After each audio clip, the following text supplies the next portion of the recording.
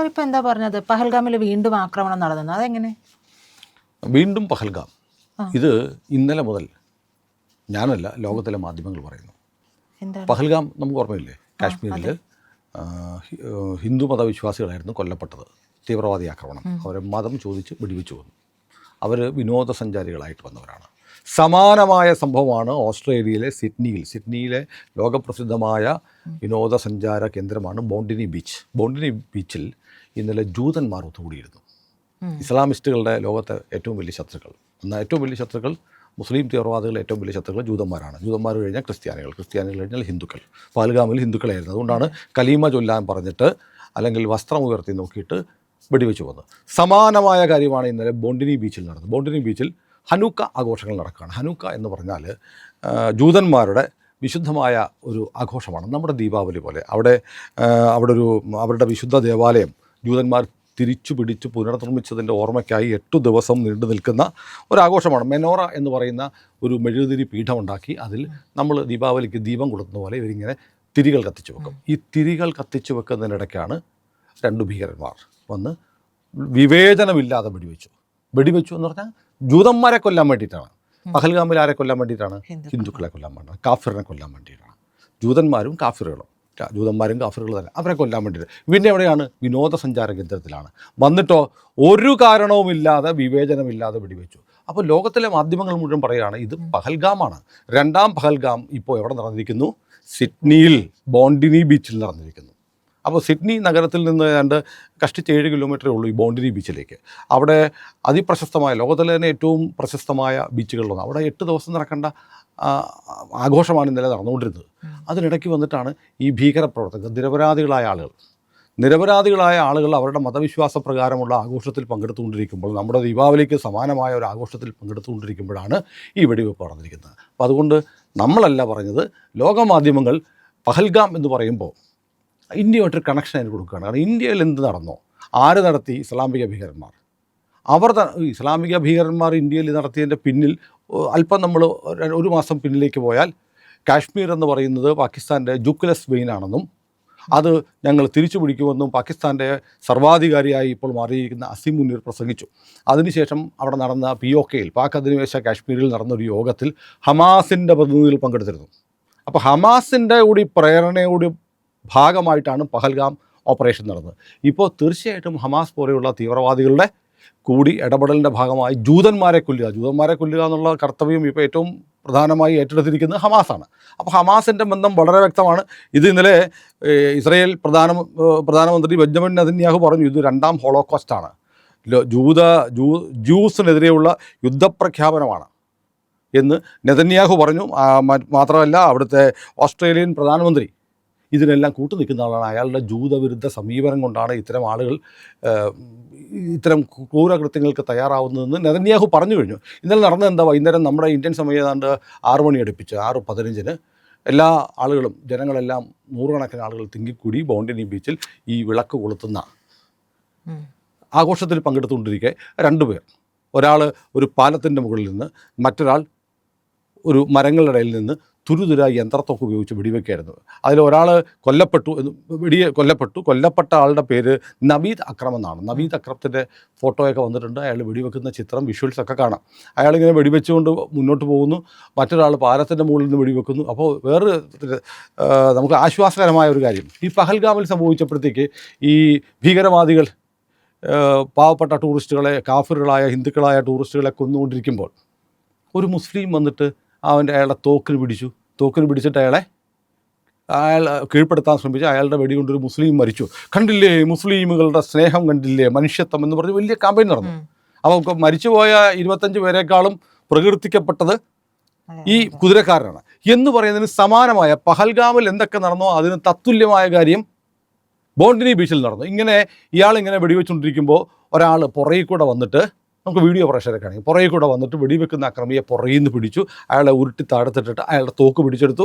അയാളുടെ നേരെ തോക്ക് ചൂണ്ടി, ഇയാൾ നിലത്തൂടെ ഇഴഞ്ഞഴിഞ്ഞ് പോകുമ്പോൾ തോക്ക് ചൂണ്ടി പിടിക്കുന്നുണ്ട്. അങ്ങനെയാണ് അയാളെ വന്ന് പോലീസ് കീഴടക്കുന്നത്. അങ്ങനെ ഇയാളെ പിന്നിൽ നിന്ന് പോയി ആക്രമിച്ച് കീഴടക്കിയ ആൾ അവിടുത്തെ ഒരു പഴക്കച്ചവടക്കാരനാണ്. അയാളുടെ പേര് അഹമ്മദ് അൽ അഹമ്മദ്. നോക്കൂ, വീണ്ടും പഹൽഗാം എന്ന് പറഞ്ഞ ഡിറ്റോ അല്ലേ? എല്ലാം ഡിറ്റോ. അവിടെ ഇന്ത്യയിൽ ആ കുതിരക്കാരൻ കൊല്ലപ്പെട്ടു, അവിടെ അൽ അഹമ്മദ് കൊല്ലപ്പെട്ടില്ല. അപ്പോൾ ഇതിനകത്ത് ഒരു ബാലൻസിങ്ങിൻ്റെ സംഭവമുണ്ട്. കൊന്നത് മുഴുവൻ മുസ്ലിം ഭീകരന്മാരാണ്. അങ്ങനെയാണെങ്കിൽ രക്ഷപ്പെടുത്തിയതാരാ? അത് ഒരു മുസ്ലിം അല്ലേ എന്ന് പറയാനുള്ള ഒരു ഗ്യാപ്പ് ഇദ്ദേഹം അഹമ്മദ് ചെയ്ത സൽകൃത്യത്തെ, ധീരതയെ വില കുറച്ച് കാണുകയല്ല. എന്നാൽ പോലും അങ്ങനെ ഒരു നറേറ്റീവ് ബിൽഡ് ചെയ്യാൻ വേണ്ടിയിട്ട് അത്ര പേരെ കൊന്നതെന്തിനാ? ഞങ്ങളുടെ ഒരാളല്ലേ പിടിച്ചത്, അപ്പോൾ ഞങ്ങളുടെ മതം ഇതൊന്നും പഠിപ്പിക്കുന്നില്ല എന്ന് പറയാം. പക്ഷേ ലോകത്തെമ്പാടും ഈ ഭീകരവാദത്തിന് മതമില്ല എന്ന് പറയുമ്പോഴും പിടിക്കപ്പെടുന്ന അല്ലെങ്കിൽ ആളുകളെ കൊല്ലുന്ന ഭീകരവാദികളുടെ മതം ഒന്നാണ്.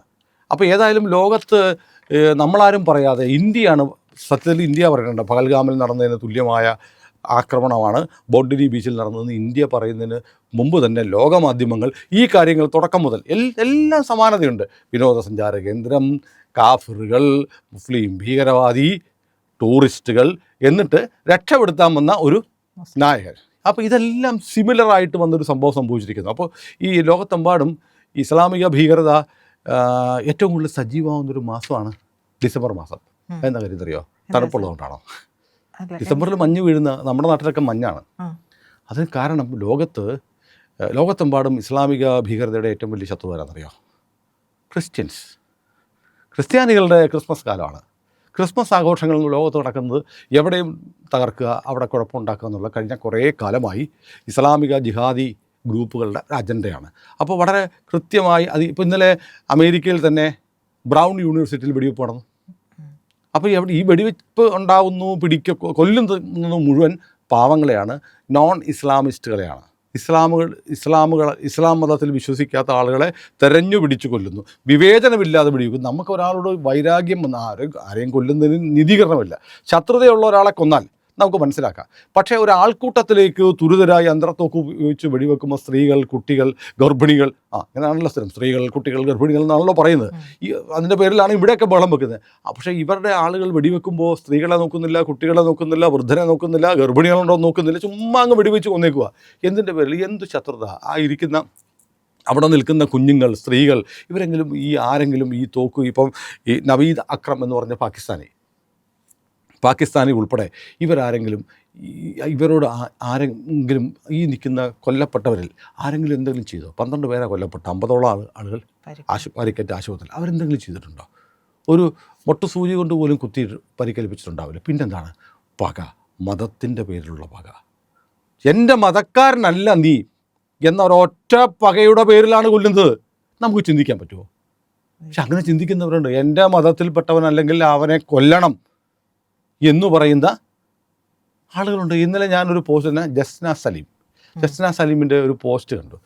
അവരുടെ ഒരു കാർഡുമൊക്കെ വെച്ചിട്ട്, എൻ്റെ ചേച്ചി ഹിന്ദുക്കളുടെ വീട്ടിൽ പോയാൽ പച്ചവെള്ളം പോലും കുടിക്കത്തില്ല. മനസ്സിലായില്ലേ? പണ്ട് ഇതിന് അയിത്തം എന്ന് പറഞ്ഞു, ഇപ്പോൾ പറയുന്ന ഹലാൽ. ഹിന്ദുവിൻ്റെ വീട്ടിൽ നിന്ന് അല്ല ക്രിസ്ത്യാനിയുടെ വീട്ടിൽ നിന്ന് പച്ചവെള്ളം പോലും കഴിക്കില്ല എന്ന് പറയുന്ന അഭിമാനത്തോടെ പറയുന്ന ആളുകൾ നമ്മുടെ നാട്ടിലുണ്ടായിരുന്നു. കേരളത്തിൽ, ഈ സാംസ്കാരിക കേരളത്തിൽ, കമ്മ്യൂണിസ്റ്റ് കേരളത്തിൽ ഉണ്ടായിരിക്കുന്നു. ഹിന്ദുവിൻ്റെ വീട്ടിൽ നിന്ന് കഴിക്കത്തില്ല, ക്രിസ്ത്യാനിയുടെ ഒന്നും ഞാൻ കഴിക്കത്തില്ല.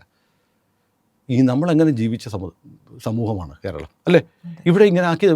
കേരളത്തിലെ രാഷ്ട്രീയ വർഗീയത പടർത്തിയത് മുഴുവൻ BJP ആണ് എന്ന് പറയുന്ന ആളുണ്ട്. RSS ആണ്, സംഘപരിവാർ ശക്തികളാണെന്ന് പറയുന്നത്. ആരാടാ നിങ്ങൾ ഈ ചാക്കി കയറി നടത്തി? ഞങ്ങളാണോ? ആരാടാ മറ്റുള്ളവരൊക്കെ ചെയ്യുന്നതിന് വിരുദ്ധമായി ചെയ്തുകൊണ്ടേയിരിക്കുന്നത്? പണ്ട് വൈക്കം മുഹമ്മദ് ബഷീറിൻ്റെ ഒരു പുസ്തകത്തിൽ ഞാൻ വായിച്ചിട്ടുണ്ട്. ബഷീറിനോട് ചെറുപ്പത്തിലെ അച്ഛൻ പറഞ്ഞു, ബഷീർ സാധാരണ എല്ലാവരും മുണ്ടുകൊടുക്കുന്ന പോലെ മുണ്ടെടുത്തു. അപ്പോൾ ബഷീറിൻ്റെ അച്ഛൻ പറയടാ, നമ്മൾ മുസ്ലിമുകളാണ്, നമ്മൾ കാഫിറുകൾ ചെയ്യുന്നതിന് നേരെ എതിര് വേണം ചെയ്യാൻ. ഉടനെ കുട്ടിയായിരുന്ന ബഷീർ അച്ഛനോട്, ബാപ്പയോട് ചോദിച്ചത്രേ, അപ്പോൾ ബാപ്പ, കാഫിറുകൾ കൊണ്ടാണല്ലോ ഭക്ഷണം കഴിക്കുന്നത്? ഇത് ബഷീറിന് മാത്രം ചോദിക്കാൻ കഴിയുന്ന ഒരു ചോദ്യമാണ്. അപ്പോൾ കാഫിറുകൾ ചെയ്യുന്നതിന് എല്ലാം വിരുദ്ധമായി ഞങ്ങൾ ചെയ്യും എന്ന് പറഞ്ഞ് മറ്റുള്ളവർ ചെയ്യുന്നതിൽ നിന്ന് വ്യത്യസ്തമായ ഭക്ഷണം കഴിക്കുന്നതിൽ, വസ്ത്രം കഴിക്കുന്നതിൽ, പൊതു ഇടങ്ങളിൽ പെരുമാറുന്നതിലൊക്കെ വേറിട്ട് മാറി നിന്നിട്ട് ഞങ്ങളെ ഒറ്റപ്പെടുത്തുന്നു എന്ന് പറയുന്നതിൽ വല്ല കാര്യമുണ്ടോ? എന്നിട്ട് ഇരവാദം ഉയർത്തും. കിട്ടുന്നിടത്തെല്ലാം വേട്ട നായ്ക്കളെ പോലെ മാറിയിരുന്നു മോങ്ങി ഞങ്ങൾ ഇരകളാണ് എന്ന് പറയുന്ന തരത്തിലേക്ക് മാറിയിരിക്കുന്ന ഒരു കൂട്ടം ആളുകൾ ലോകത്തിൻ്റെ എല്ലാ ഭാഗത്തും ഉണ്ട്. അവർക്ക് നിരന്തരമായി പ്രശ്നങ്ങൾ ഉണ്ടാക്കുകയാണ്. നമുക്ക് ഞാൻ ഈ പറഞ്ഞ ക്രിസ്മസ് കാലമല്ലേ 2018, ഞാൻ പറഞ്ഞുതരാം. Strasbourg attack, France. ഈ നമ്മുടെ ഈ ബോണ്ടി ബീച്ചിൽ ഇന്നലെ നടന്നതിന് ബോണ്ടി ബീച്ചിൽ ഇന്നലെ നടന്നതിന് സമാനമായ ആക്രമണം. ഞാൻ തുടക്കത്തിൽ ബോണ്ടിനി എന്ന് പറഞ്ഞു അല്ലേ, ബോണ്ടി ബീച്ചിൽ സമാനമായ ആക്രമണം. അത് ക്രിസ്മസ് മാർക്കറ്റിലേക്ക് വെടിവെച്ചു. 2016 Berlin, Germany, December 19 Breitscheidplatz Christmas മാർക്കറ്റിലേക്ക് ട്രക്ക് ഓടിച്ച് കയറ്റി എന്ന് പറയുമ്പോൾ ഒരു ഓഡിയോ ക്ലിപ്പ് ഓർമ്മ വരുന്നുണ്ടോ? കേരളത്തിലൊരു മലയാളിയുടെ ഒരു ഓഡിയോ ക്ലിപ്പ് നമ്മുടെ നാട്ടിൽ പ്രചരിച്ചിരുന്നു. ഒരന്വേഷണം അതേക്കുറിച്ച് നടന്നില്ല. ആ ഓഡിയോ ക്ലിപ്പ് ആർക്കെല്ലാം പോയിരുന്നു. നിങ്ങൾ കാഫിറിനെ കാണുമ്പോൾ എന്ത് ചെയ്യണമെന്ന് അറിയാമോ? കണ്ടാൽ അവനെ വെച്ചൊരു കത്തി എടുത്തെങ്കിൽ കുത്തണം, അല്ലെങ്കിൽ അവൻ്റെ വെള്ളത്തിൽ വിഷം കലർത്തണം, അല്ലെങ്കിൽ ഇവിടെ തൃശ്ശൂർ പൂരം പോലെയുള്ള ആഘോഷങ്ങൾ നടക്കുന്നില്ലേ, അവിടേക്ക് നിങ്ങൾ ട്രക്കുകൾ ഓടിച്ച് കയറ്റണം എന്നൊക്കെ പറയുന്ന ഒരു ഓഡിയോ ക്ലിപ്പ് കേരളത്തിൽ വ്യാപകമായി പ്രചരിച്ചിരുന്നു. ആ പറഞ്ഞവനെ കാശ്മീരിലെ മറ്റോ വെടിവെച്ച് പോന്നു. പക്ഷേ അവൻ്റെ ഓഡിയോ ക്ലിപ്പ് കേരളത്തിൽ ആർക്കൊക്കെ കിട്ടി? അവൻ അയച്ചു കൊടുക്കുന്നത് അവനുമായി സമാന ചിന്താഗതിയുള്ള ആളുകൾക്ക് ആയിരിക്കുമല്ലോ അയച്ചു കൊടുക്കുന്നത്. അത് ആർക്കൊക്കെ കിട്ടി എന്നത് സംബന്ധിച്ച് ഒരന്വേഷണവും കേരളത്തിൽ നടന്നിട്ടില്ല. അതിൻ്റെ ഒരു പ്രചോദനം അയാൾക്ക് 2016 ഡിസംബർ 19 ബെർലിനിൽ നടന്ന ട്രക്ക് ഓടിച്ച് കയറ്റിയുള്ള ആക്രമണത്തെ തുടർന്നാണ്. 12 പേരാണെന്ന് മരിച്ചത്, 56 പേർക്ക് ഗുരുതരമായി പരിക്കേറ്റു. ഇനി 2020 ഇന്തോനേഷ്യയിൽ ക്രിസ്മസിൻ്റെ തലേന്ന് ഒരു സംഘമല്ല, ഒരു നിര പള്ളികളിൽ തുടർച്ചയായ സ്ഫോടനം. ഇനി 2015 നൈജീരിയ ക്രിസ്മസ് ദിവസം അബുജ തെരേസ കാത്തലിക് ചർച്ചിൽ വെടിവെപ്പ്. 40 പേരെ ക്രിസ്മസ് ആഘോഷങ്ങളിൽ കുർബാനയിൽ പങ്കെടുത്തുന്നവർ വെടിവെച്ച് വന്നു.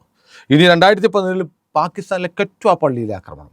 ഇങ്ങനെ ക്രിസ്മസ് കാലത്ത് ലോകത്തിൻ്റെ പല ഭാഗങ്ങളിൽ ഞാൻ എല്ലാം കണക്ക് കൊടുത്തിട്ടില്ല, ഏറ്റവും കൂടുതൽ ആളുകൾ കൊല്ലപ്പെട്ട കണക്കുകൾ മാത്രമാണ് എടുത്തത്. ക്രിസ്മസ് ആഘോഷിക്കുന്ന സമയത്ത് ലോകത്തെമ്പാടും ഇസ്ലാം ഏറ്റവും വലിയ ശത്രുക്കളായി ലോകത്ത് കാണുന്ന ജൂതന്മാർ കഴിഞ്ഞാൽ ക്രിസ്ത്യാനി ആയതുകൊണ്ട് ക്രിസ്ത്യാനികൾക്ക് തന്നെ വലിയ ആക്രമണമാണ്. ശ്രീലങ്ക നടന്നില്ല, അപ്പോൾ നമ്മുടെ തൊട്ടടുത്ത രാജ്യം പള്ളിയിൽ സ്ഫോടനം നടത്തി. അപ്പോൾ ഇത് ക്രിസ്മസ് മാസമാണ്, ഡിസംബർ മാസത്തിൻ്റെ ഒരു പ്രത്യേകതയാണ്. അത് ബോണ്ടി ബീച്ചിൽ ഓസ്ട്രേലിയയിൽ, സിഡ്നിക്കടുത്ത് ഓസ്ട്രേലിയയിൽ ആരംഭിച്ചു കഴിഞ്ഞു. ജൂതന് നേരെയാണ്. ഇനി ലോകത്തിൻ്റെ പല ഭാഗത്തും നമുക്ക് ഈ വാർത്തകൾ കേൾക്കാൻ പറ്റും. കാരണം ഇതൊക്കെ എന്താ ഇങ്ങനെ പറയുന്ന ഒന്നും വേണം പറയാം. അവിടെ നിന്ന് പറയുന്ന ഈ ഇന്ത്യ ലെവലിൽ ഇവന്മാർക്ക് ഈ ഗൂഢാലോചനയിൽ പങ്കുണ്ട്, അതുകൊണ്ട് ഇവന്മാരെ അറസ്റ്റ് ചെയ്യണം എന്നൊക്കെ പറഞ്ഞാൽ കമൻറ്റ് ഇടും. ഇത് ഒരു പ്രവചനം ജ്യോതിഷം പഠിക്കേണ്ട, ഗൂഢാലോചന വേണ്ട, നമുക്ക് കണക്കുകൾ എടുത്തറിയാം, നിങ്ങളുടെ സ്വഭാവം കണ്ടാൽ അറിയാം. ഈ കഴിഞ്ഞ ഇടക്കല്ലേ പലസ്തീന് അനുകൂലമായിട്ട് ഓസ്ട്രേലിയൻ പ്രധാനമന്ത്രി പറഞ്ഞത്? ഇപ്പോൾ കിട്ടിയല്ലോ. അതാണ് നെതന്യാഹു പറഞ്ഞത്, താനാണ് ഇതിന് കാരണക്കാരൻ. തൻ്റെ പലസ്തീൻ അനുകൂല, ജിഹാദി അനുകൂല, ഹമാസ് അനുകൂല നിലപാടുകളാണ് ഈ ജൂതവേട്ടയ്ക്ക് കാരണം എന്ന് പറഞ്ഞു. എന്നിട്ട് നെതന്യാഹു ഒന്നുകൂടെ പറഞ്ഞു, തന്നെ കൊണ്ട് പറ്റത്തില്ലെങ്കിൽ ഒരു കാര്യം ചെയ്യ്, ഞാൻ മൊസാദിനെ അങ്ങോട്ട് വിടാമെന്ന് പറഞ്ഞിട്ടുണ്ട്.